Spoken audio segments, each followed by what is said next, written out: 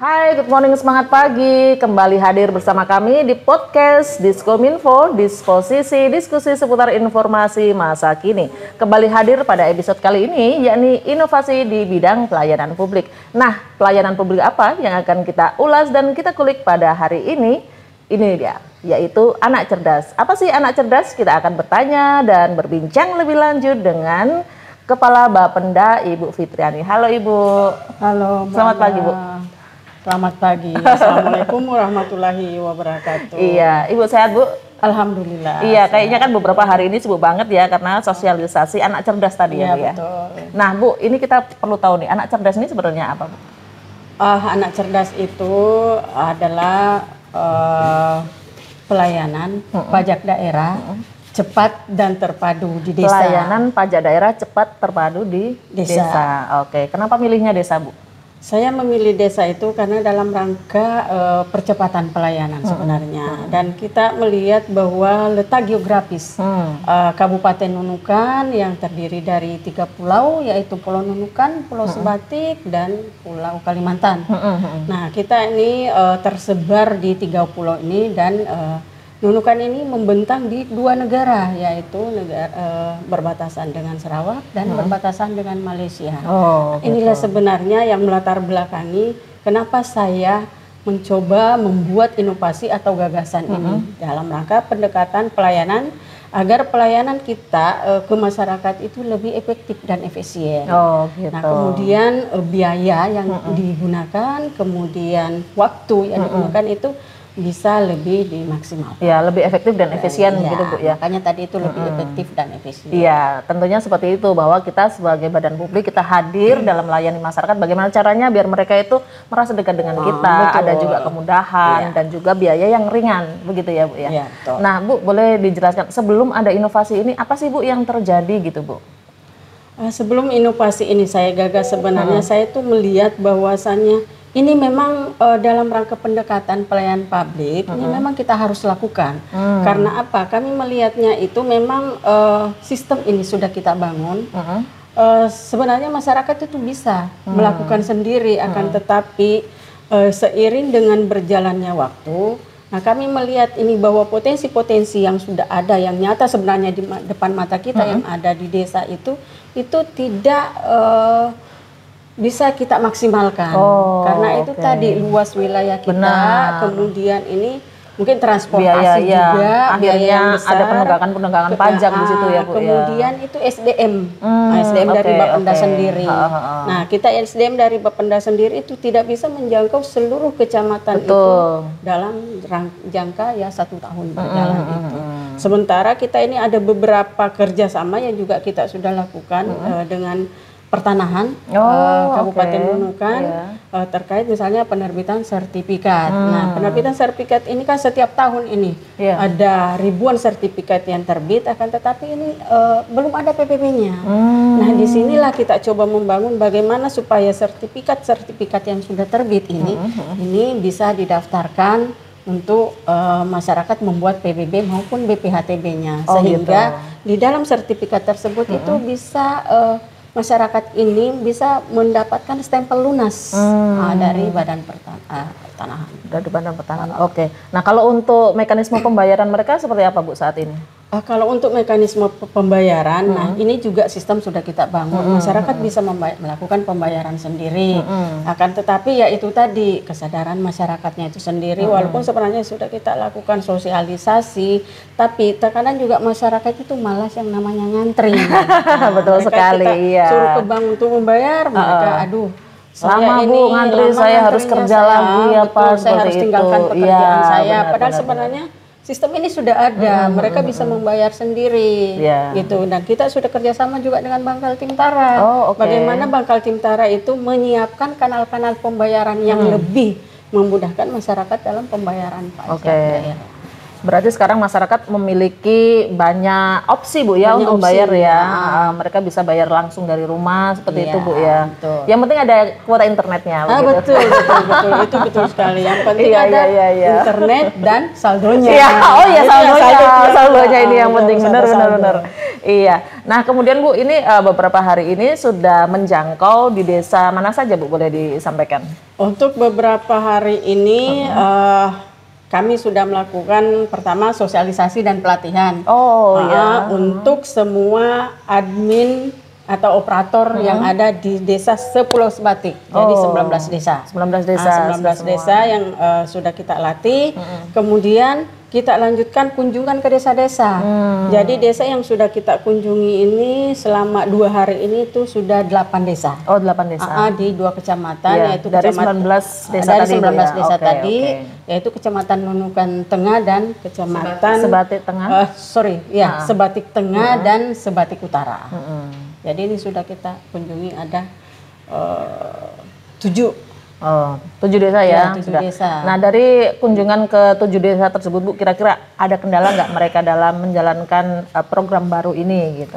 Nah, alhamdulillah dari pantauan kami, karena kita ini kan pada saat kunjungan di desa sebenarnya itu kita melihat apa sih yang mereka hasilkan. Mereka bisa enggak dari pelatihan yang sudah kita laksanakan 1 hari mengaplikasikannya, itu, aplikasinya tindak lanjutnya itu bisa enggak mereka lakukan. Dan alhamdulillah admin yang sudah kita latih walaupun dalam 1 hari saja ini mereka sudah bisa melaksanakan itu.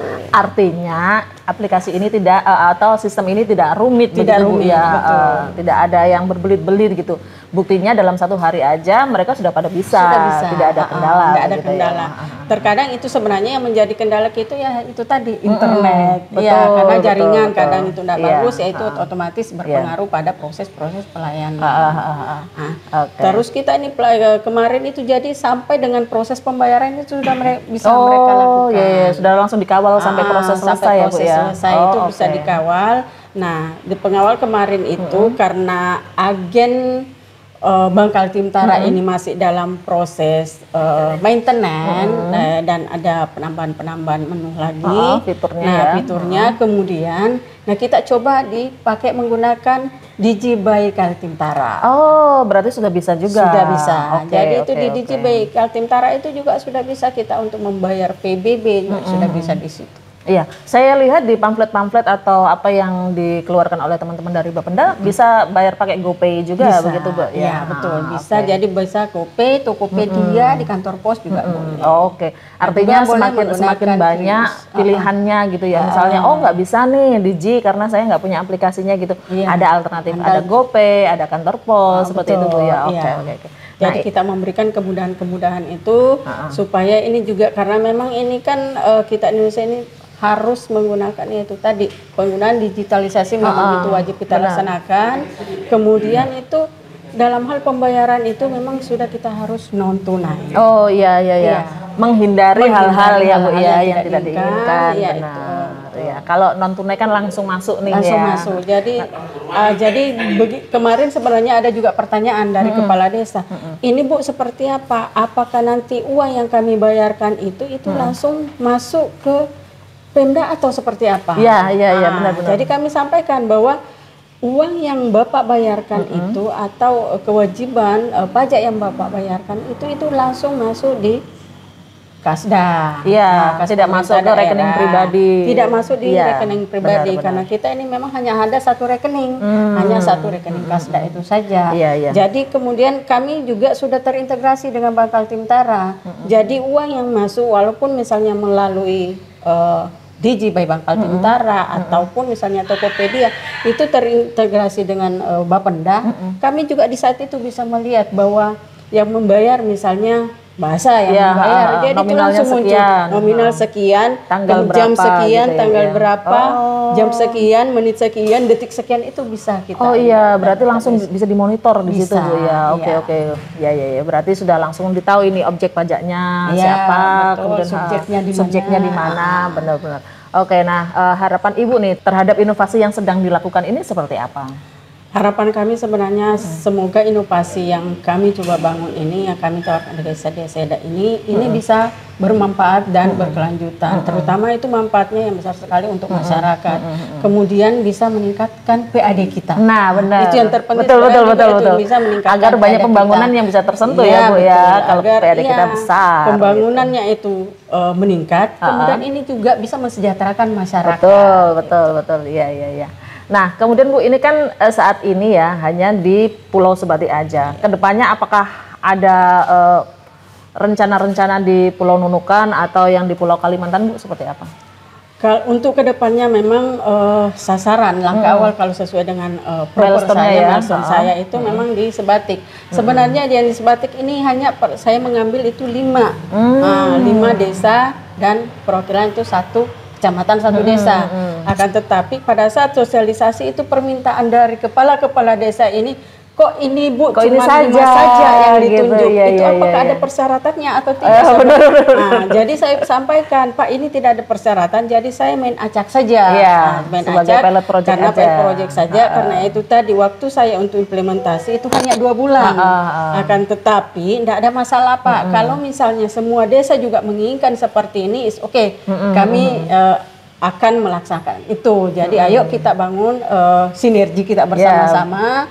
Nah, kami akan kunjungan ke masing-masing desa. Artinya jadi bisa jadi animonya itu besar, Bu, ya. Animo dari desa itu besar. Kemudian itu juga memang menurut kepala desa ini yang ditunggu-tunggu sama masyarakat. Bahwasanya itu kami tidak perlu ke Bapenda lagi. Cukup kami ke kantor desa, ini bisa terselesaikan urusan kami. Kami untuk pendaftaran, kemudian untuk ada perubahan, misalnya kalau memang ada perubahan, ada mutasi, kemudian ada perbaikan-perbaikan, kemudian ya itu tadi bisa kami langsung melakukan pembayaran di situ. Di tempat, tidak perlu nyebrang ke Nunukan lagi, atau tidak perlu lagi sekali ke bank. Cukup selesai di satu tempat di kantor desa, ini semua sudah clear. Artinya sebenarnya inovasi ini yang memang sudah ditunggu-tunggu oleh masyarakat, Bu, ya. Nah, harapannya dari kita sebagai pemerintah daerah juga bisa melayani lebih luas lagi masyarakat dengan kualitas pelayanan yang lebih bagus, lebih prima, begitu ya, Bu, ya. Dan ini memang sebenarnya ini kan kita juga sesuai dengan tema kita kami di PKN itu bahwasanya ini pengelolaan tata kelola pemerintahan dalam rangka mewujudkan transformasi pelayanan publik. Oh, berarti cocok banget ini sudah ya, Bu, ya. Iya, baik, semoga apa yang sudah Ibu kerjakan bersama tim ya di Bapenda gitu mendapatkan hasil yang sesuai gitu, Bu, ya. Hasil yang memuaskan untuk semua pihak. Dan juga semoga apa yang dilaksanakan saat ini tidak hanya berhenti di titik ini, Bu, ya. Akan tetapi berkelanjutan di tempat yang lain dan juga ada kontinuitas dan juga sinergi dengan berbagai pihak.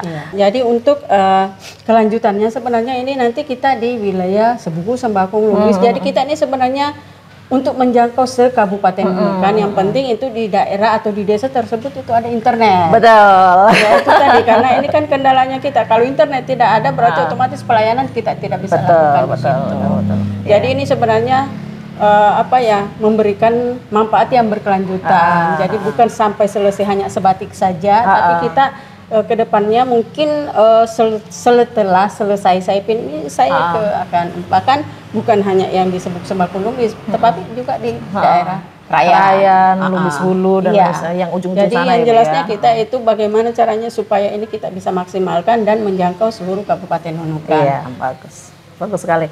Iya, itu tadi, Bu, kembali lagi semoga apa yang sudah Ibu canangkan dan impikan ya, Bu, ya impikan, karena kan tentu saja kita tuh berharap semuanya itu berjalan dengan bagus untuk pembangunan Kabupaten Nunukan secara utuh gitu, Bu, ya di situ.